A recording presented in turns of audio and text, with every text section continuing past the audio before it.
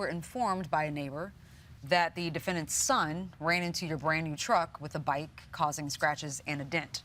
You tried to work out a payment plan with the defendant, but ultimately she refused to take responsibility for her son's actions, which is why you're suing her for $1,965. Ms. James. I did. You believe that the plaintiff is suing the wrong person. You claim that the neighbor who was watching your son should be responsible for the damage to the plaintiff's SUV. So you believe you owe her nothing.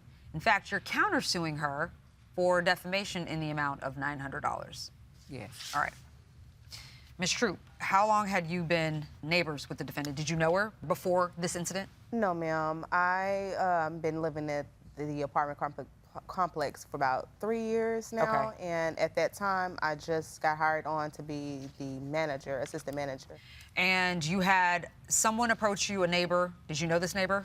Yes, I knew the neighbor. She stayed across from me. So she came to my apartment later on that day and told me that her son had hit my car with his bike. And then I'm assuming you went out to your car to take a look. I did. Okay. As soon as she came and told me about it, I went to my car. I saw that there were scratches and also a dent on the passenger side. And this is a brand new 2025 Buick Envista Yes, SUV. ma'am. I haven't even had it a week. I had it prior, but 3 days. 3 days? Yes. All right, and this is a picture you submitted? Yes.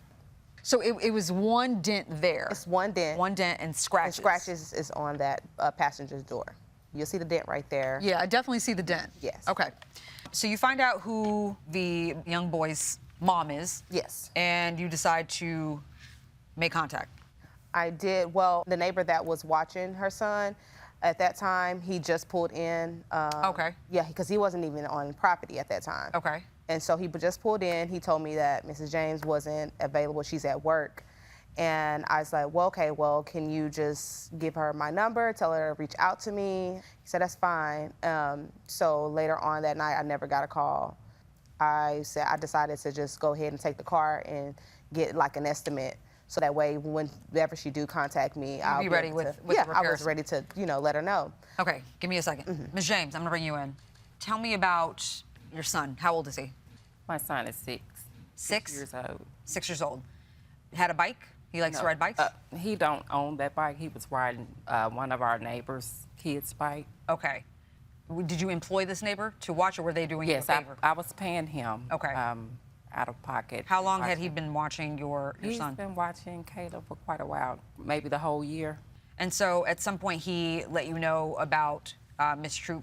As soon as I got home from work that day, they were hysterical, saying that Miss Trapp had been crying. Somebody hit her car with a bike, and it was my son. And so I tried to find out who she was, because I had never met her. Did the neighbor give you her number? Yes. Okay. And you didn't decide to reach out that night? I reached out to her, not that night, but the next, I believe, maybe a couple of days. Did you have a conversation with your son? I asked him, did he hit the bike? Hit her car. He said, yes, he did, because the neighbor that told her that he ran into her car was yelling at him before the accident happened. Before the accident happened? Yes. So he admitted to you that he did run into the car? Yeah. Okay. So, Ms. Troop, tell me about when you had a conversation with Ms. James. So later on, the next day, one of the maintenance guys that came into the office and said, Mrs. James is outside looking at your car. So I walked outside, and as I was walking towards her, she was getting ready to get in her car so she can go to work. So I was like, did the neighbor tell you about what happened yesterday with your son? She was like, yes, he did. He told me about it, but I don't see any damages on your vehicle. I'm like, you don't see this dent and scratches? I was like, okay, well, come look, check it out so I can show you where it's at. She was like, oh, it's just a dent. I'm like, I just bought this car not even 3 days ago, and you're telling me it's just a dent? She was like, well, you just gotta take me to court. I'm not gonna pay for nothing. It's not even my fault. He wasn't in my care at that time. And I said, okay, well, since he wasn't in your care, is it okay if we can go talk to the babysitter so we all can get, in line with everything?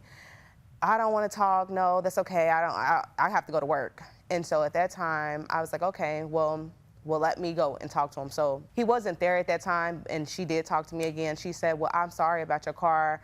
I can't really do anything. You can see my car is not done. I'm having this issue. And I was just like, I understand what you're saying, but I have a brand new car that has a dent and scratches on it that I did not put there.